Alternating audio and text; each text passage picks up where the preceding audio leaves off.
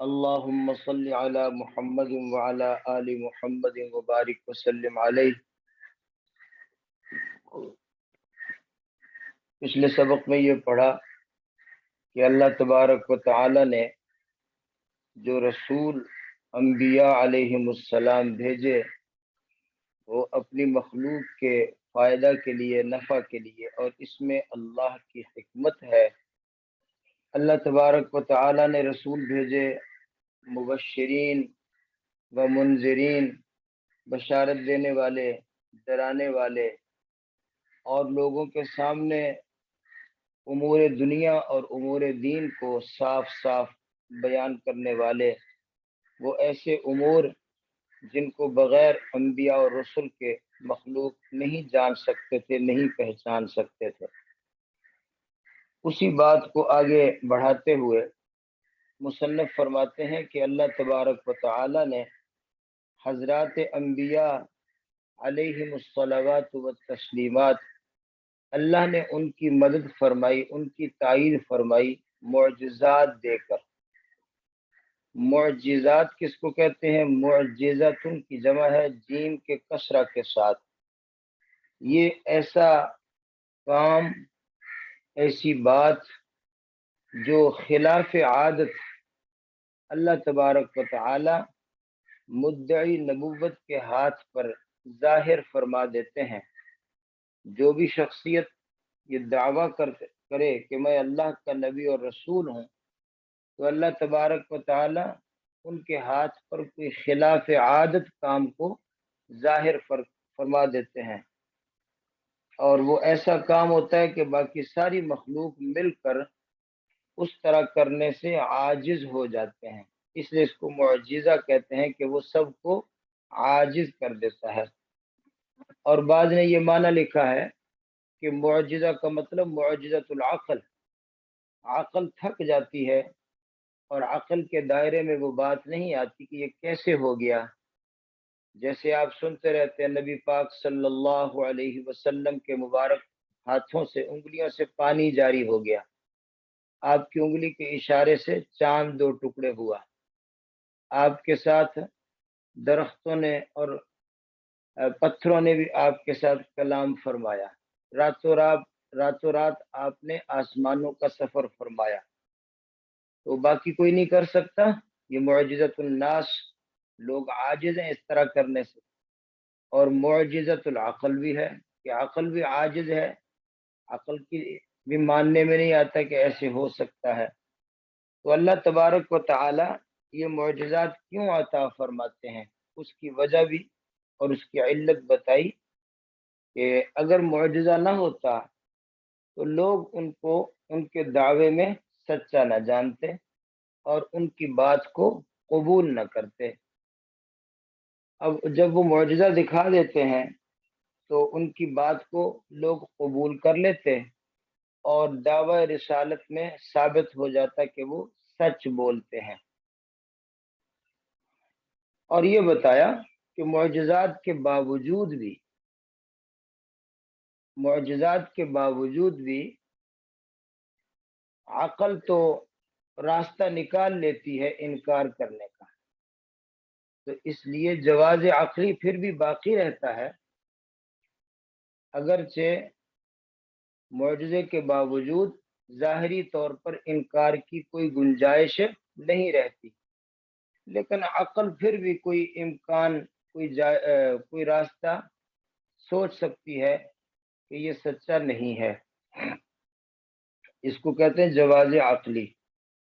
جیسے مثال پیش کی کہ ایک بادشاہ ہے اور ایک آدمی اس بادشاہ کی موجودگی میں لوگوں کو کہتا ہے کہ میں اس بادشاہ کا نمائندہ ہوں اور اس کا سفیر ہوں تمہاری طرف، اور پھر وہ کہتا ہے کہ بادشاہ کو مخاطب کر کے کہ اے بادشاہ، اگر واقعی میں اپنے دعوے میں سچا ہوں تو آپ میری تائید اس طرح کرو کہ اپنی جگہ سے 3 دفعہ اٹھ کر پھر بیٹھ جاؤ، اٹھ کر بیٹھو، پھر دوسری دفعہ اٹھو پھر بیٹھو، پھر تیسری دفعہ اٹھ کر کھڑے ہو جاؤ اور پھر بیٹھو، تو 3 دفعہ اٹھک بیٹھک کرو اگر واقعی میں اپنے اس اعلان میں سچا ہوں، تو بادشاہ جو ہے وہ لوگوں کے سامنے 3 دفعہ اپنے جگہ سے اٹھتا ہے اور پھر بیٹھ جاتا ہے۔ اب جتنا مجمع، یہ جتنے لوگ وہاں موجود ہوں گے، ان سب کے لیے اب انکار کی کوئی گنجائش نہیں رہی، اور وہ سمجھ جائیں گے کہ یہ شخص جو کہہ رہا ہے کہ میں اس دعوے میں، میں اس بادشاہ کا سفیر ہوں اور اس کا نمائندہ ہوں، تو واقعتاً بادشاہ نے اس کی تائید کر دی ہے، اب کوئی انکار نہیں کرے گا۔ لیکن اس کے باوجود ایک عقلی طور پر راستہ تو موجود ہے کہ کوئی کہے کہ نہیں، بادشاہ تو کسی اپنے کام کے لیے اٹھ بیٹھ رہا تھا اور اس نے سمجھا ہے کہ میرے لیے اٹھتا بیٹھتا ہے، یا اور کوئی بہانہ ڈھونڈ لے عقل، تو ممکن ہے۔ اس لیے کہا کہ ان کان الکذب ممکنن فی نفسہ، کہ فی نفسہ ابھی بھی جھوٹ ممکن ہوتا ہے، اس لیے کہ عقل جو ہے وہ کوئی نہ کوئی انکار کا راستہ تلاش کر سکتی ہے۔ تو اس لیے لوگوں نے انکار بھی کیا، اور اس کی اور مثال دے دی کہ جیسے ہم یہ جانتے ہیں کہ احد پہاڑ جو ہے، احد پہاڑ ہم جانتے ہیں کہ یہ سونا نہیں بن سکتا، لیکن پھر بھی عقلی طور پر کوئی آدمی فرض کر لے تو کیا ممکن نہیں ہے؟ فی نفسی ہی ممکن تو ہے کہ سونا بن سکتا ہے، آخر سونے بھی تو پتھروں اور پہاڑوں سے ہی نکلتا ہے، تو عقلی طور پر امکان ہے کہ وہ سونا بن جائے، لیکن خارجی طور پر اور وہ سونا نہیں بن سکتا، یہ ہم فرض کرتے ہیں۔ تو اس طرح مصنف نے یہ کہا کہ اگرچہ عقلی جواز تو پھر بھی باقی رہ جاتا ہے، لیکن بہرحال اللہ کی طرف سے یہ معجزات ایک تائید ہوتی ہیں، جس سے ثابت ہو جاتا ہے کہ یہ نبی سچا ہے، اور لوگ ان کی بات کو قبول بھی کر لیں۔ اچھا، اسی طرح یہ بھی ممکن تو ہے کہ معجزہ جو ہے، نبی کا جو معجزہ ہوتا ہے، وہ اللہ تعالیٰ کی طرف سے نہ ہو، کسی غیر کی طرف سے ہو، اپنا اس نے کوئی شعبدہ بازی، یہ سمجھانے کے لیے عرض کر رہے ہیں، کیونکہ انبیاء علیہم الصلوات و تسلیمات تو اپنے دعوے میں سچے ہوتے ہیں اور وہ شعبدہ بازی نہیں کرتے، لیکن کوئی دوسرا شخص جو شعبدہ بازی کرنے والے، کچھ جادو وغیرہ کرنے والے، وہ بھی اسی طرح کی بات دکھاتے تو ہیں نا، کہ دیکھو ہم نے یہ کر کے دکھا دیا، یہ کر کے دکھا دیا، ہم نے مردے کو زندہ کر کے دکھا دیا، یا کبھی ہم دیکھتے ہیں کہ وہ اپنے بچے کے گلے پہ چھری چلاتا ہے اور بعد میں اس کو زندہ کر کے کھڑا کر دیتا ہے۔ تو اس طرح عقل کہتی ہے کہ ہو سکتا ہے یہ معجزہ بھی غیر اللہ کی طرف سے ہو، یا کسی اور کوئی بھی راستہ اور بہانہ، کوئی احتمال عقل جو ہے وہ نکال سکتی ہے، فرض کر سکتی ہے۔ لہذا تکذیب محال نہیں ہے، اگرچہ تصدیق کے لیے معجزہ جو ہے وہ کافی ہوتا ہے۔ اب دیکھیں جی یہ کتاب کو، تو اس میں مصنف نے کیا فرمایا؟ فرمایا کہ وَأَيَّدَهُمْ بِالْمُعْجِزَاتِ، اللہ تبارک و تعالی اپنے رسولوں کی تائید کرتا معجزات کے ذریعے سے۔ معجزات ایسے ہوتے الناقضات للعادات، جو عادات کے خلاف ہوتا۔ عادت تو نہیں ہے نا انگلیوں سے پانی کا جاری ہونا یا پتھروں کا کلام کرنا، تو خلاف عادت۔ جمع معجزہ، یہ معجزات معجزتن کی جمع ہے، اور یہ ایسے امر کو کہتے ہیں یظہر بخلاف العادتی، جو خلاف عادت ظاہر ہو، علی یدی مدعی النبوتی، مدعی نبوت کے ہاتھ پر، عند تحدی المنکرین، جب انکار کرنے والے اس کو چیلنج کریں، اس کو تحدی کریں، تو اس وقت وہ ایسی چیز ظاہر کرے، علی وجہ، ایسے طریقے سے ظاہر کر دے، یعجز المنکرین عن الاتیان بمثلہ، کہ منکرین کو عاجز کر دے اس طرح کی چیز لانے سے۔ وذالک لأنہ، اور یہ تائید اللہ تبارک و تعالی اس لیے کرتے ہیں کہ لولا التائید بالمعجزہ، اگر معجزہ کے ذریعے سے اللہ تائید نہ کریں لما وجب قبول قوله، تو ان کی بات کو قبول کرنا ثابت نہ ہوگا، ولما بان الصادق فی دعوی الرسالۃ عن الکاذب، اور سچے اور جھوٹے کے دعوے کا جو ہے وہ امتیاز نہ ہوگا، نہیں ظاہر ہوگا صادق رسالت کے دعوے میں عن الکاذب، کاذب سے جدا نہ ہوگا۔ وعند ظہور المعجزہ، اور معجزہ ظاہر ہوتے وقت یحصل الجزم بالصدق ہی، یقین اس کی سچائی پر حاصل ہو جاتا ہے، بطریق جری العادتی، بطور عادت کے جاری ہونے کے، اس طرح کہ اللہ تبارک و تعالی اس معجزے کے بعد علم بالصدق پیدا فرما دیتا ہے۔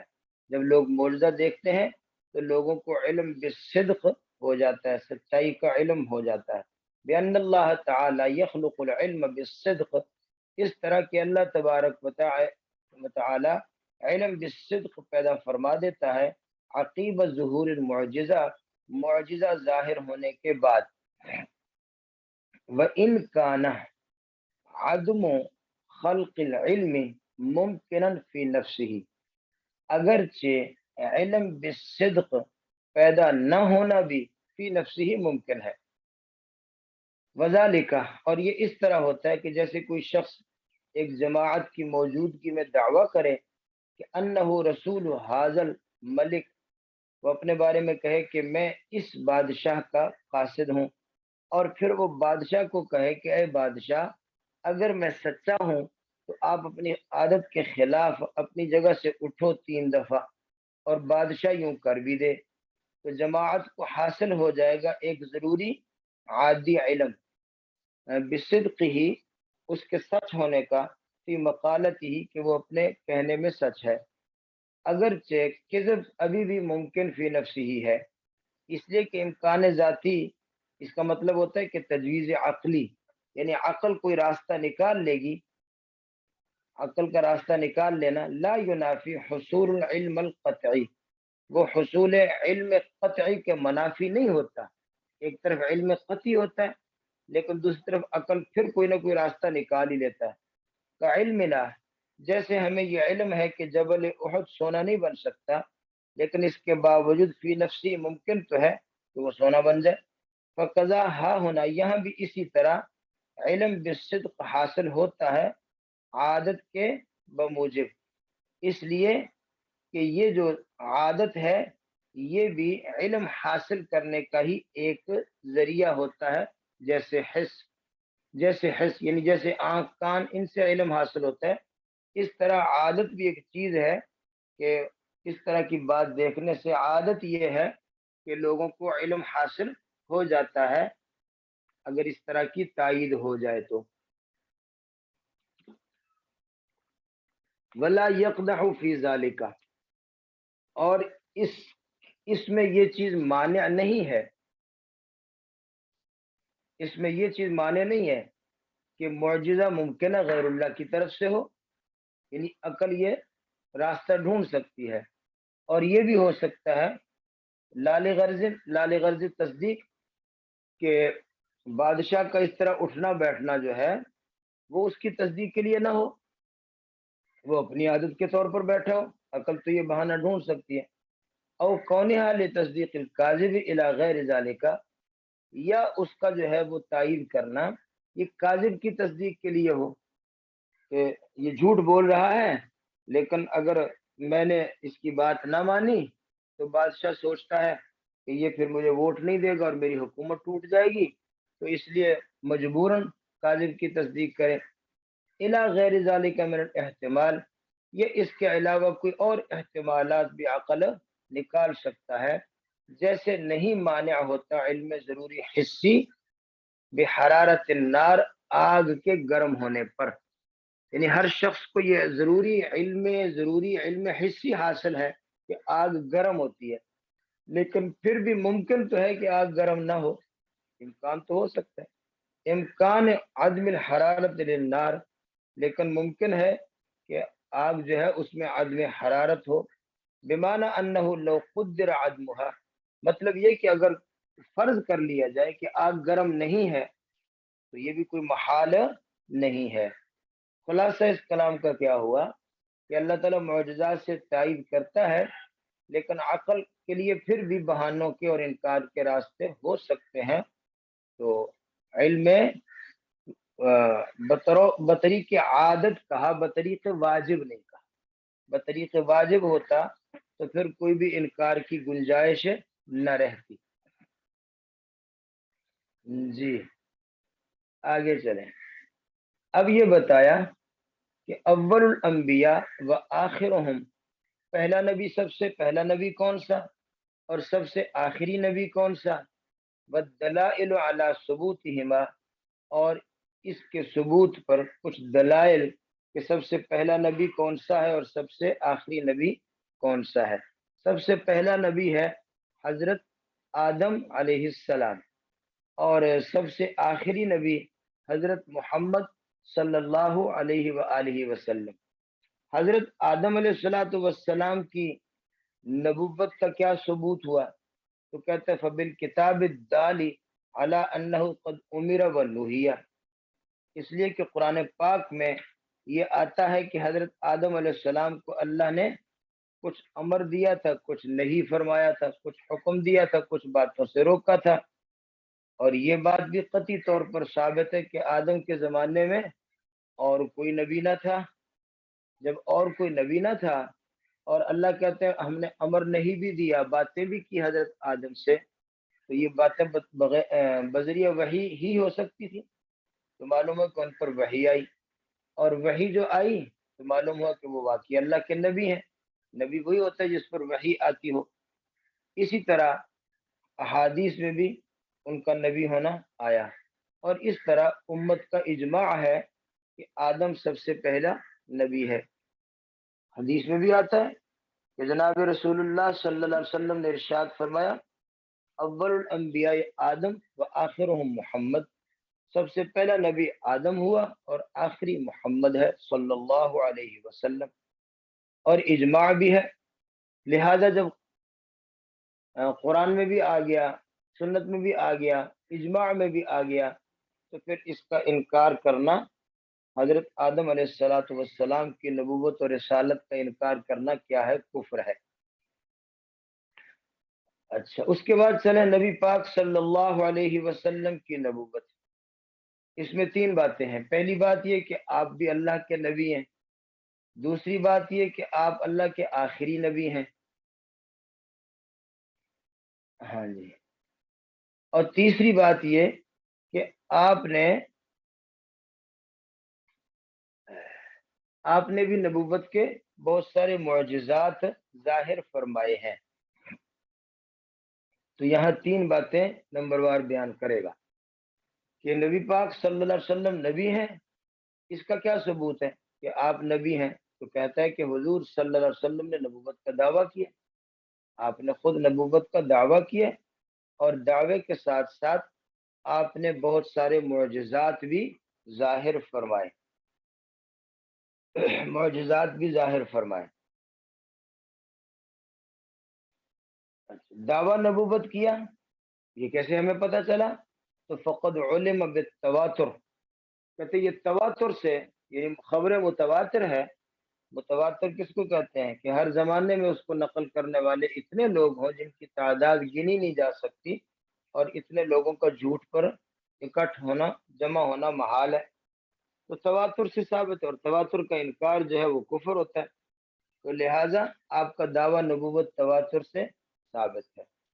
اور باقی رہا کہ آپ صلی اللہ علیہ وسلم نے بہت سے معجزات بھی ظاہر فرمائے، تو اس کو کہتا ہے کہ دو وجوہ ہیں جو ہم عرض کرتے ہیں کہ حضور صلی اللہ علیہ وسلم نے معجزات بھی ظاہر فرمائے۔ آپ کے معجزات پر دو وجوہ سے کلام کیا ہے۔ پہلی وجہ یہ بتائی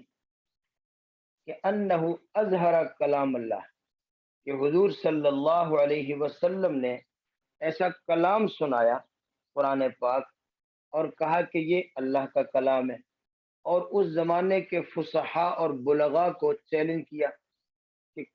باوجود اس کے کہ اس زمانے کے جو بلیغ اور فصیح لوگ تھے ان کو بلاغت اور فصاحت میں کمال حاصل تھا، ان کو چیلنج کیا کہ لاؤ اس کا مقابلہ کرو۔ وہ سب لوگ اس کلام کا کیا، اس سے سب سے چھوٹی صورت کا بھی مقابلہ نہ کر سکے۔ پہلے چیلنج کیا کہ فاتو بعشری سور مثلہ، 10 صورتیں لا کے دکھاؤ۔ پھر چیلنج کیا کہ فاتو بصورت من مثلی، ایک صورت لا کے دکھاؤ۔ پھر چیلنج کیا کہ فلیاتو بحدیث مثلہ، کوئی ایک جملہ حدیث، ایک جملہ ایک بات آدھی آیتی لا کر دکھا دو۔ تو باوجود اس کے کہ وہ فصاحت اور بلاغت میں کامل لوگ تھے، اور باوجود اس کے کہ وہ سخت مد مقابل تھے، اور ان کو یہ مقابلے کی وجہ سے ان کی مجبوری تھی کہ وہ مقابلہ کرتے، اور باوجود اس کے کہ انہوں نے اپنے آپ کو خوب مشقت میں ڈالا اور مقابلے کی کوششیں کی، لیکن بہرحال وہ کلام میں مقابلہ سے یعنی کہ ہٹ کر، کلام میں مقابلے سے عاجز ہو کر تلواروں کے ساتھ مقابلے پہ آمادہ ہو گئے، کہ لڑنے نکل آئے اور الفاظ اور کلام کے ذریعے سے مقابلہ نہ کر سکے۔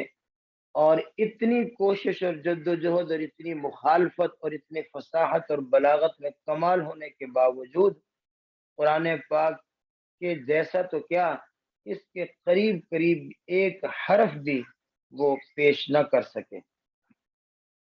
ایک حرف بھی پیش نہ کر سکے۔ تو اس سے معلوم ہوا کہ جناب رسول اللہ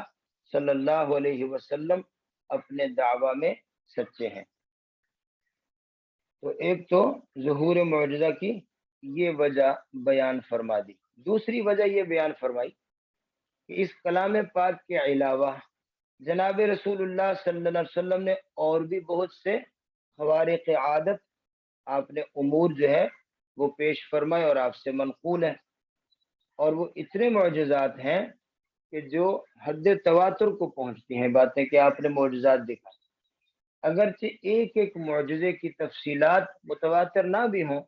لیکن یہ تو تواتر سے ثابت ہے کہ آپ نے بہت سارے معجزات جو ہیں وہ دکھائے ہیں۔ اگرچہ ہر ایک الگ الگ، ہر ایک معجزے کی احادیث خبر واحد ہو، متواتر نہ بھی ہو، لیکن یہ بات کہ آپ نے معجزات بہت سارے ظاہر فرمائے ہیں، چاند کا 2 ٹکڑے ہونا، انگلیوں سے پانی کا جاری ہونا، اور آپ کے لعاب مبارک سے کڑوے پانی کا میٹھا ہونا، آپ کے ہاتھ پھیرنے سے بیماروں کا تندرست ہونا، آپ کے لعاب لگانے سے آنکھوں کے مریض کا تندرست ہونا، اور آپ کے سامنے پتھروں کا کلمہ پڑھنا، آپ کے سامنے تسبیح کرنا، کھانے کا تسبیح کرنا، آپ کے سامنے درختوں کا کلمہ پڑھنا، آپ کے سامنے جانوروں کا کلام کرنا، یہ بہت سارے سینکڑوں معجزات جو ہیں وہ حضور صلی اللہ علیہ وسلم سے منقول ہیں، اور ان سب کو دیکھا جائے تو تواتر کی خبر ہے، متواتر خبر ہے کہ آپ نے معجزات دکھائے ہیں، ظاہر فرمائے ہیں، اگرچہ ہر معجزے کی کوئی الگ الگ خبر متواتر نہ بھی ہو۔ جیسے مثال کے طور پر 2 مثالیں دی، جیسے حضرت علی المرتضی رضی اللہ تعالی عنہ کی شجاعت، یہ تو متواتر منقول ہے کہ آپ بڑے شجاع تھے۔ باقی الگ الگ واقعات کہ آپ کی بہادری کا یہ واقعہ کہ آپ نے فلاں جگہ یہ کام کر کے دکھایا، یا آپ کی بہادری کا یہ واقعہ کہ آپ نے فلاں خیبر کے قلعے کا دروازہ اکھیڑ کر دکھا دیا، یا اتنا وزنی پتھر اٹھا کر پھینک دی۔ اس قسم کے جو الگ الگ واقعات ہیں، جزیات، جزی واقعات، ان پر اگرچہ متواتر روایات نہ بھی ہوں، لیکن شجاعت علی یہ تو متواتر ہے۔ اور اسی طرح جیسے حاتم طئی، ایک طئی قبیلے کا ایک حاتم گزرا جو بڑا سخی تھا، تو اس کی سخاوت تو متواتر ہے نا۔ باقی جزی واقعات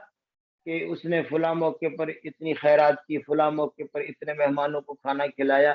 یہ جزی جزی واقعات اگرچہ متواتر نہ بھی ہوں، لیکن اس کی سخاوت تو متواتر ہے۔ اسی طرح جناب رسول اللہ صلی اللہ علیہ وآلہ وسلم کے معجزات کا ظاہر ہونا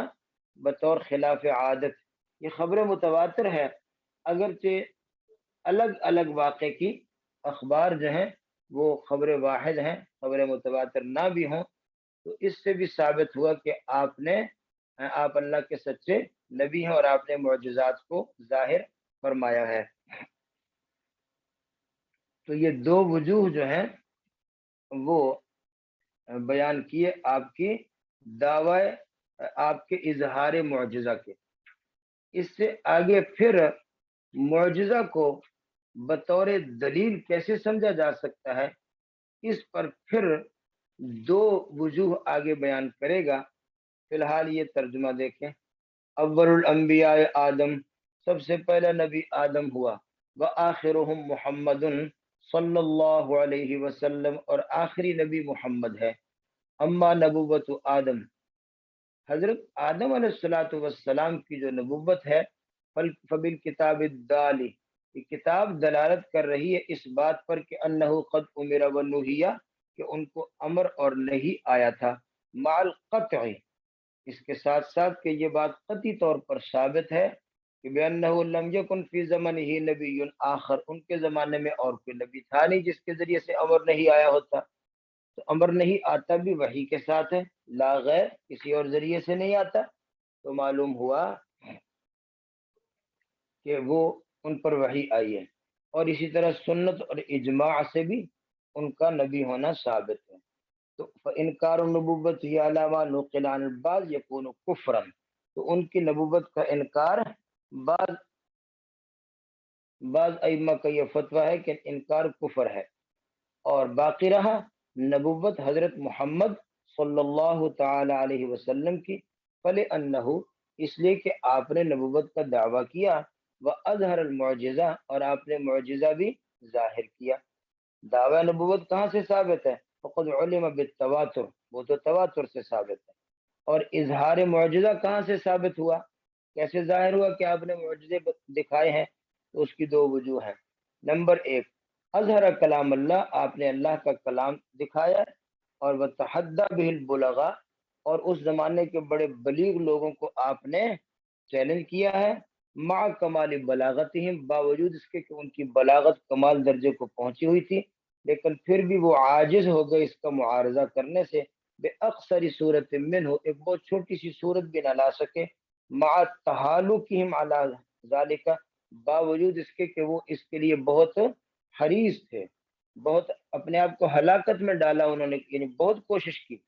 باوجود اس کے کہ ان کی اس پر بڑی کوشش تھی، حتی خاطروا بمہجتہم، حتیٰ کہ انہوں نے خطرے میں ڈالا بمہجتہم، اپنی جانوں کو، وَأَعْرَضُوا عَنِ الْمُعَارِضَةِ، اور بالآخر انہوں نے مقابلے سے اعراض کیا، بالحروف، حروف یعنی کلام کے ذریعے سے تو مقابلے سے منہ موڑا، الی المقارعۃ بالسیوف، تلواریں ٹکرانے کے لیے آمادہ ہو گئے، ولم ينقل عن احد منہم، اور ان میں سے کسی ایک سے بھی یہ منقول نہیں ہے، مع توفر الدواعی، باوجود اس کے کہ دواعی بہت زیادہ موجود تھے، اسباب تھے کہ وہ مقابلہ کرتے، الاتیان بشیء، وہ کوئی ایسی چیز لانے سے عاجز رہے، مما یدانیہ، جو اس کے قریب قریب ہوتی، فدل ذلک قطعا، تو یہ بات دلالت کرتی ہے قطعی طور پر اس بات پر کہ یہ معجزات آپ کے اور یہ اللہ کا رسول من عند اللہ، یہ کلام من عند اللہ، اللہ کی طرف سے ہے، وعلم به صدق دعوی النبی، اور اس سے نبی پاک صلی اللہ علیہ وسلم کا دعوی صدق ثابت ہو جاتا ہے، علما عادیا، عادت والے علم کے ذریعہ سے۔ اور کہا کہ اس میں یہ چیز مانع نہیں ہے، من الاحتمالات العقلیہ، کوئی احتمالات عقلیہ، جیسے پہلے بتایا کہ عقل تو کوئی بھی احتمال نکال سکتی ہے، جیسے وہ لوگ کہتے تھے کہ اس نے خود کلام بنایا، خود کلام بنایا، تو عقل نکال سکتی ہے کہ کوئی دنیا میں ایسا کام کو بندہ کر جاتا ہے کہ باقی سارے لوگ نہیں کر سکتے، ایک بندے نے ایٹم بم بنا لیا، باقی سارے تو نہیں بنا سکتے، یعنی عقل تو اس طرح کے بہانے پھر بھی ڈھونڈ سکتی ہے۔ اس لیے کہا کہ احتمالات عقلیہ کا ہونا اس میں قادح نہیں ہے، علامہ هو شان السائر العلوم العادیہ، جس طرح باقی تمام علوم عادیہ کا احوال ہے۔ ایک تو یہ ظہور معجزہ کی اظہار معجزہ کی وجہ بتائی، وہ ثانی ہے، اور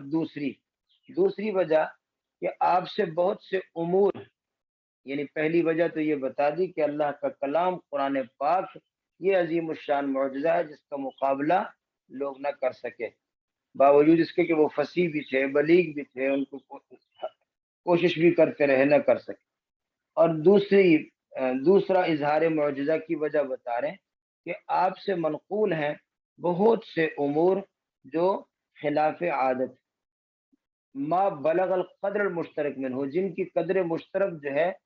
یعنی ظہور معجزہ یہ قدر مشترک حد تواتر کو پہنچتا ہے، اگرچہ ان کی تفاصیل احادن اکیلے اکیلے معجزے کی اگرچہ تفصیلات جو ہیں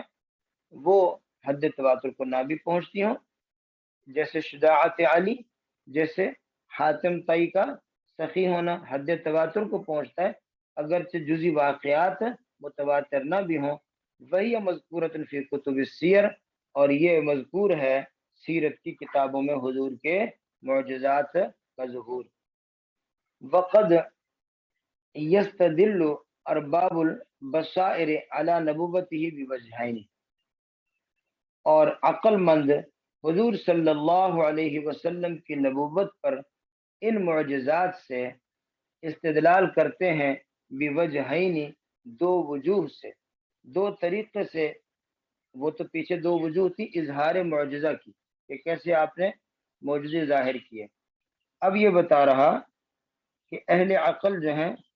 دو وجوہ سے ان معجزات سے آپ کی نبوت پر استدلال کرتے ہیں، دو طرح سے ان معجزات سے استدلال کرتے ہیں۔ پہلا استدلال ہے احدہما، سمجھ لیں جی، پہلا استدلال اس طریقے سے ہے، یہ استدلال ہے امام غزالی رحمت اللہ تعالی علیہ کا۔ امام غزالی فرماتے ہیں کہ بہت سے ایسے واقعات جناب رسول اللہ صلی اللہ علیہ وسلم سے متواتر منقول ہیں، متواتر منقول ہیں، بہت سے ایسے واقعات، آپ کے حالات، نبوت سے پہلے زمانے کے بہت سے حالات، نبوت کے بعد کے زمانے کے بہت سے حالات، آپ کے اخلاق اور عادات کے حوالے سے بڑے بلند حالات، اور آپ کے بڑے حکمت بھرے فیصلے۔ مثلا نبوت سے پہلے کہ کئی لوگوں نے دیکھا کہ درخت اور بادل آپ پر سایہ کرتا ہے، اور نبوت کے بعد تو پھر کیا ہی بات ہے، کتنے معجزات ظاہر ہوئے۔ اور اس طرح آپ کے بلند اخلاق کہ آپ ہمیشہ سچ بولتے تھے، امانت دار تھے، لوگوں نے آزمایا کئی دفعہ، اور آپ کے بڑے بڑے عجیب و غریب حکمت والے فیصلے، جیسے وہ حجر اسود کا اختلاف ہوا تھا کون رکھے گا، اس پر آپ نے کیسا عظیم الشان حکمت والا فیصلہ فرمایا، اور آپ کی بہادری کے واقعات کہ بڑے بڑے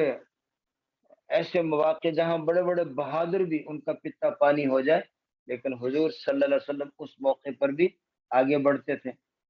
اور پھر حضور صلی اللہ علیہ وسلم کی اللہ تعالیٰ کیسے کیسے حفاظت فرماتے، ہجرت کا سفر آپ کے سامنے کس طرح اللہ نے حفاظت فرمائی، اور اتنا دہشت اور خوف کہ جس میں آدمی اس طرح کی خوف اور خطرے میں مر جائے اور اس کا دل جو ہے وہ جواب دے دے، لیکن آپ ایسے موقع پر بھی ثابت قدم رہتے، اور باوجود اس کے کہ دشمن سخت مخالف اور سخت دشمن ہونے کے باوجود اور سخت مخالفت ہونے کے باوجود وہ کوئی ایک بات بھی ایسی تلاش نہ کر سکے جو اعتراض کر سکیں، تانا دے سکیں کہ نعوذ باللہ اس نے چوری کی ہے، یا اس نے جھوٹ بولا ہے، یا اس نے فلاں موقع پر یہ زیادتی، ایک واقعہ بھی ایسا دشمن ہونے کے باوجود اور تلاش کرنے کے باوجود وہ نہ ڈھونڈ سکے۔ تو یہ اتنی ساری جو چیزیں ہیں، یہ ساری کی ساری چیزیں اس سے معلوم ہوتا ہے کہ آپ جھوٹے نہیں ہیں۔ اور پھر 23 سال تک، 23 برس تک آپ جو ہیں وہ نبوت کا دعویٰ کرتے رہے، اور اللہ تعالیٰ نے آپ کو اتنا عرصہ تک مہلت دی، ڈھیل دیے رکھی، اور آپ کو اللہ نے دشمنوں پر غالب بھی کیا، آپ کے دین کو دشمنوں پر غالب کیا، جگہ جگہ آپ کی مدد کی، اور پھر آپ کے 23 برس کے بعد جب آپ دنیا سے چلے گئے، اس کے بعد بھی اللہ نے آپ کے دین کو ہمیشہ کے لیے قائم رکھا، اور غالب رکھا، اور قیامت تک جو ہے وہ آپ کا دین قائم اور غالب ہے۔ تو یہ ساری چیزیں دیکھنے سے معلوم ہوتا ہے کہ جھوٹے آدمی کا معاملہ ایسے نہیں ہوتا کہ وہ اتنا بلند اخلاق ہو، اتنا بہادر بھی ہو، اور اتنا امانت دار بھی ہو، اور اتنا جو ہے وہ صاف ستھرا بھی ہو، اور اتنے عرصے تک جو ہے وہ جھوٹا ہونے کے باوجود اس کو غلبے بھی حاصل ہوتے رہیں، دشمن بھی مغلوب رہے، کوئی اعتراض بھی نہ کر سکتا ہو، کوئی اس کا عیب بھی نہ نکال سکتا ہو، اور اس کے دنیا سے چلے جانے کے بعد بھی ہر زمانے میں اور قیامت تک کے لیے اس کا غلبہ ہی ہوتا رہے۔ یہ تو ساری باتیں اگر جمع کریں تو اس سے کیا ثابت ہوتا ہے کہ ایسا آدمی جھوٹا ہو سکتا ہے؟ ایسا آدمی جھوٹا نبی نہیں ہو سکتا، ایسا آدمی سچا ہی نبی ہو سکتا ہے۔ تو ایک یہ طرز استدلال حضور صلی اللہ علیہ وسلم کی سیرت، آپ کے احوال، آپ کے اخلاق، آپ کی بہادریاں، آپ کا غلبہ، یہ ساری چیزوں کو جمع کریں تو معلوم ہوتا ہے کہ آپ سچے نبی ہیں۔ یہ امام غزالی رحمہ اللہ تعالی کا استدلال ہے۔ دوسرا استدلال امام راضی کا ہے۔ امام راضی رحمۃ اللہ علیہ فرماتے ہیں کہ یہ دیکھو کہ حضور صلی اللہ علیہ وسلم نے جن لوگوں پر محنت کی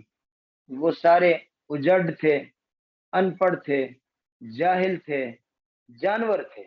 حرام کھاتے اور مردار کھاتے، نہ کوئی اخلاق، نہ کوئی تہذیب، نہ کوئی علم، نہ کوئی ان کو سمجھ، نہ کوئی کچھ بھی نہیں تھا۔ ان لوگوں پر آپ نے تھوڑی سی محنت فرمائی اور ان کو بادشاہ بنا دیا۔ وہ عقائد میں بادشاہ، وہ عبادات میں بادشاہ، وہ جہاد میں بادشاہ، وہ بلند اخلاق میں بادشاہ۔ ان کو اس طرح کی محنت کی کہ ان کو جناب دنیا کا امام بنا دیا، اور ان کو اتنا زیادہ ان کی اخلاق بلند بنا دیے، اور ان کے ذریعے سے دین کو غلبہ حاصل ہو گیا۔ تو یہ ساری باتیں یہ کون کر سکتا ہے؟ عام آدمی کر سکتا ہے؟ ہم تو، ہمارے پاس تو طلبا کچھ پڑھنے آتے ہیں تو ان میں جو کم ذہن ہوتے ہیں ہم بھگا دیتے ہیں کہ یہ نہیں پڑھ سکتا، چلے جاؤ، یہ کچھ پڑھا ہوا نہیں ہے۔ جتنے سکول، جتنے مدارس، وہ کسی بھی طالب علم کو داخلہ دینے کے لیے پہلے اس کا ٹیسٹ لیتے ہیں اور کہتے ہیں یہ ٹیسٹ میں ناکام ہو گیا، یہ پڑھنے کے قابل نہیں۔ حضور صلی اللہ علیہ وسلم کے پاس تو سب لوگ ہی ایسے تھے کہ اگر ان کا ٹیسٹ لیا جاتا تو وہ سارے کے سارے ناکام ہوتے۔ نہ کسی کو نام لکھنا آتا، نہ کسی کو خدا کا پتہ، نہ کسی کو کوئی اور اخلاق، نہ امانت، نہ دیانت، نہ کوئی شرافت، اور بدکاریاں کرنے والے، اغوا کرنے والے، قتل کرنے والے، اور خون پینے والے، اور ڈاکے ڈالنے والے، اور چور لوگ، ان لوگوں کی عادتوں کو کتنا بلند اور بالا بنا دیا۔ تو آپ کا اتنا عظیم الشان مربی ہونا اور اتنی عظیم الشان جماعت آپ کا تیار کر دینا، یہ دلیل ہے اس بات کی کہ آپ اللہ کے سچے نبی ہیں، اور اللہ تبارک و تعالیٰ کے پیغمبر ہی ایسی تربیت کر سکتے ہیں۔ تو یہ دوسرا استدلال امام راضی کا ہے جی، رحمت اللہ تعالی علیہ۔ اب کتاب کا ترجمہ دیکھ لیں جی۔ احدہما، ایک طریقے سے استدلال کیا کہ ما تواتر من احوالہ، آپ کے کتنے حالات قبل النبوت کے متواتر ہیں، اور جب آپ نے نبوت کا دعویٰ کیا اس کے حال، اور آپ کے نبوت کا دعویٰ پورا ہونے کے بعد کے حال، اور آپ کے اخلاق عظیمہ، اور آپ کے حکمت بڑے فیصلے، اور آپ کا اقدام، آگے بڑھنا وہاں پر جہاں بڑے بڑے ابطال جمع بطل کی، جو بہادر کو کہتے ہیں، جہاں بڑے بڑے بہادر بھی ڈر جائیں وہاں پر، ووثوقہ بعصمت اللہ تعالی فی جمیع الاحوال، اور اللہ کی حفاظت آپ کو حاصل رہی ہر احوال میں، اور آپ ثابت قدم رہے اس حالت پر بھی، لدل احوال، جہاں بڑے بڑے خوفناک حالات آئے آپ ڈرے نہیں، آپ دبے نہیں، بحیث لم تجد اعداؤہ مع شدت عداوتہم، اور اس کے ساتھ ساتھ یہ بات بھی کہ آپ کے جو دشمن تھے ان کے دلوں میں کتنی شدت تھی عداوت کی، اور کتنا ان کو حرص تھا کہ آپ پر کوئی اعتراض، کوئی تان کر سکیں، کوئی عیب تلاش کر سکیں، لیکن وہ اتنے آدابی آپ کے اندر کوئی مطعن، کوئی جائے اعتراض تلاش نہ کر سکے، ولا الی القدح، اور کوئی اس قسم کا اور بھی قدح مانا اعتراض، کوئی اعتراض نہ نکال سکے، فی سبیلا، آپ کے اندر کوئی اعتراض کرنے کا، کوئی عیب لگانے کا راستہ نہ نکال سکے۔ فإن العقل يجزم بامتناع اجتماع هذه الامور في غیر الانبیاء، تو عقل یقین کرتی ہے کہ یہ سارے امور جو ہیں وہ غیر انبیاء میں جمع نہیں ہو سکتے، اور یہ بات یہ بھی ممتنع ہے کہ اس طرح کے کمالات ایسے شخص میں جمع ہو جائیں، میں یعلم انہ یفتری علیہ، جس کے بارے میں پتہ چلے کہ یہ تو اللہ پر جھوٹ بولتا ہے، ایسے شخص میں اتنے کمالات جمع ہو جائیں۔ ثم یمہلہ 23 سنتاً، اور پھر اللہ تبارک و تعالی ایسے شخص کو 23 برس تک مہلت بھی دیے رکھیں، اور پھر اس کے بعد بھی اللہ اس کے دین کو سارے دینوں پر غلبہ دیتے رہیں، اور دشمنوں کے خلاف ان کی مدد کرتے رہیں، اور ان کے آثار کو زندہ رکھیں ان کے دنیا سے جانے کے بعد بھی تا قیامت۔ یہ نہیں ہو سکتا جھوٹے آدمی کے ساتھ اللہ کا ایسا معاملہ۔ دوسرا استدلال امام راضی کا کہ آپ نے اس امر عظیم کا یعنی نبوت کا دعویٰ کیا بین اظہر قوم، ایسی قوم کے سامنے، لا کتاب لہم، جن کے پاس کوئی کتاب نہیں، کوئی حکمت نہیں، آپ نے ان کے سامنے کتاب اور حکمت کو بیان کیا، اور ان کو احکام اور شرائع سکھائے، اور ان کے بلند اخلاق آپ نے تمام کیے، اور آپ نے ان کو فضائل علمی اور فضائل عملیہ میں آپ نے ان کو کامل بنا دیا، اور نور ایمان سے آپ نے جہان کو روشن کر دیا، اور عمل صالح سے ان کو منور کر دیا۔ وَأَظْهَرَ اللَّهُ دِينَهُ، اور اللہ نے آپ کے دین کو سارے دینوں پر غالب کر دیا، جیسے اللہ کا وعدہ تھا، وَلَا مَعْنَى لِلنُّبُوَّةِ وَالرِّسَالَةِ سِوَى ذَلِكَ، نبوت اور رسالت کا اس کے علاوہ اور کیا مقصد ہوتا ہے؟ تو معلوم ہو کہ آپ اللہ کے سچے نبی اور رسول ہیں۔ جی 2-3 منٹ کا وقفہ کر لیں، میں پھر بات کرتا ہوں۔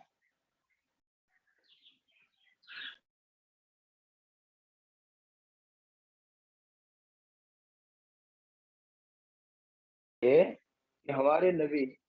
حضرت محمد صلی اللہ علیہ وسلم اللہ کے آخری نبی ہیں۔ آخری نبی کیسے ثابت ہوا کہ آپ آخری نبی ہیں؟ کہتے پچھلے دلائل سے جب یہ ثابت ہو گیا کہ حضور صلی اللہ علیہ وسلم نے اتنے معجزات دکھائے اور دعویٰ نبوت فرمایا، تو آپ سچے نبی ہیں۔ جب آپ کا سچا ہونا ثابت ہو گیا، تو اب آپ نے جب یہ دعویٰ کر دیا، اعلان کر دیا کہ میں اللہ کا آخری نبی ہوں، تو آپ کے سچا ہونے سے آپ کے اس دعوے کی سچائی بھی ثابت ہو گئی کہ آپ صلی اللہ علیہ وسلم اللہ کے آخری نبی ہیں۔ جی اس کو بیان کر رہا کہ آپ اللہ کے آخری نبی ہیں، اور بلکہ آپ صرف انسانوں کے لیے نہیں، جن و انس کے نبی ہیں، اور آپ کی نبوت جو ہے وہ سب انسانوں کے لیے ہے، سب کائنات کے لیے ہے۔ جیسے بعض نصارہ، بعض عیسائیوں کا یہ گمان ہے کہ آپ صرف عرب کے نبی ہیں، یہ بات درست نہیں ہے، بلکہ آپ نے کہا ہے کہ بعثت الی کافۃ للناس، میں سب لوگوں کے لیے نبی بنا کر بھیجا گیا ہوں۔ آپ کی ختم نبوت کے اس عقیدے پر ایک سوال پیدا ہو سکتا ہے۔ سوال یہ ہے کہ ایک طرف تم کہتے ہو کہ اللہ کے آخری نبی ہیں حضرت محمد صلی اللہ علیہ وسلم، اور قیامت تک کوئی اور نبی نہیں آئے گا، اور دوسری طرف تم یہ کہتے ہو کہ قیامت کے قریب حضرت عیسیٰ علیہ السلام نے آنا ہے۔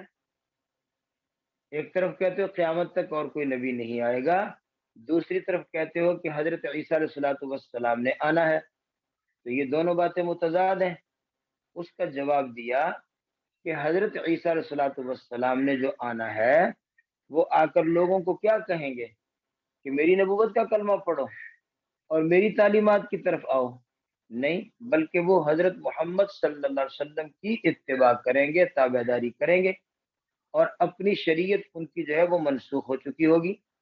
ان کی اپنی شریعت منسوخ ہو چکی ہوگی،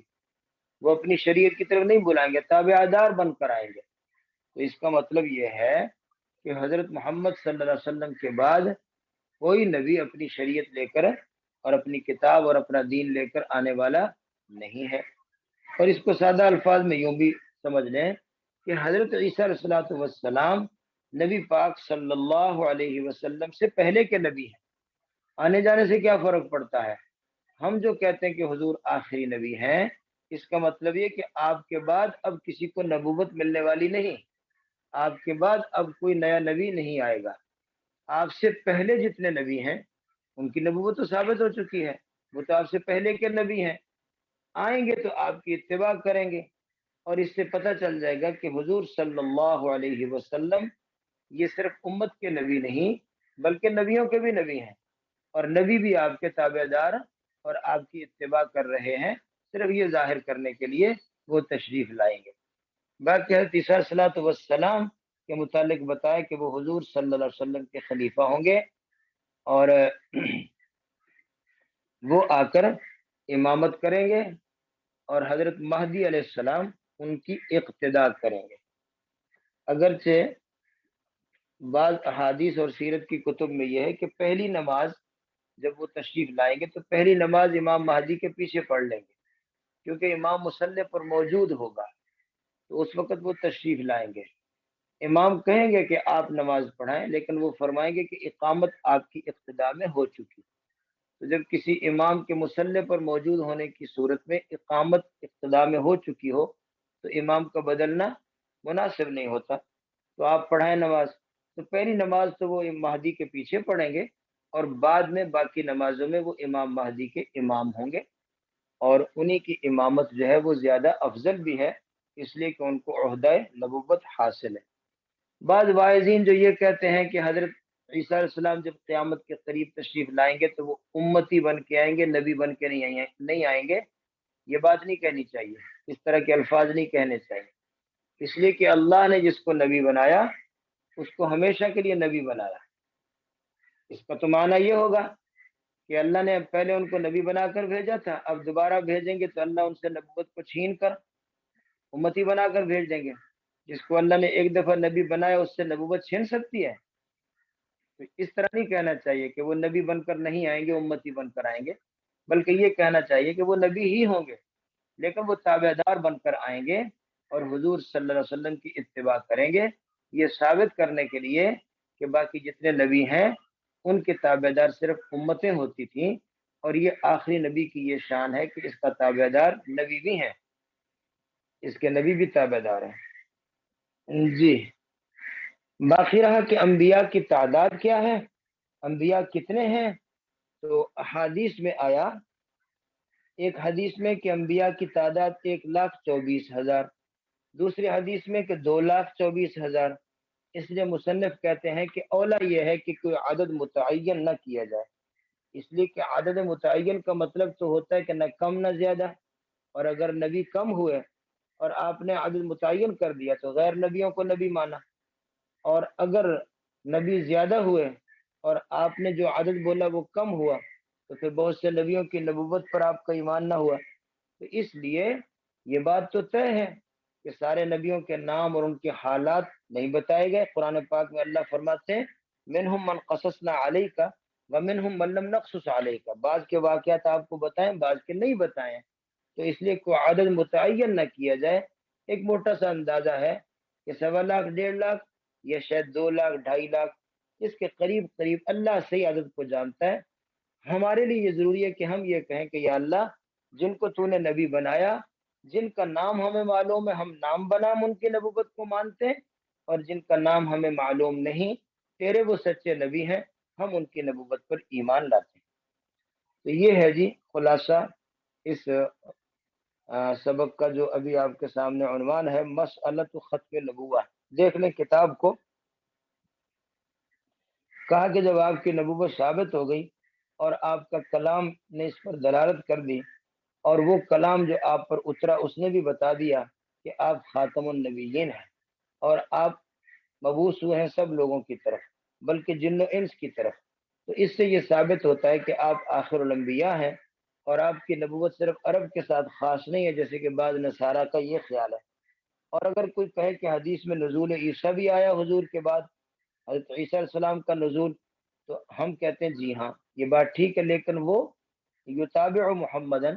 وہ حضور صلی اللہ علیہ وسلم کے تابع دار بن کر آئیں گے، اس لیے کہ ان کی شریعت منسوخ ہو چکی، بھلا یکون الیہ وحی،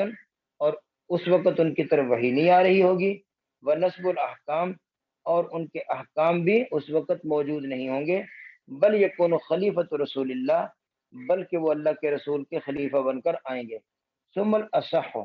پھر صحیح بات یہ ہے کہ وہ لوگوں کو نماز پڑھائیں گے، امامت کریں گے، اور مہدی علیہ السلام ان کی اقتدا کریں گے، جو میں نے تفصیل بتا دی، لأنہ افضل، اس لیے کہ وہی افضل ہیں اور انہی کی امامت جو ہے وہ اولا ہے۔ وقد رویہ بیان عددہم،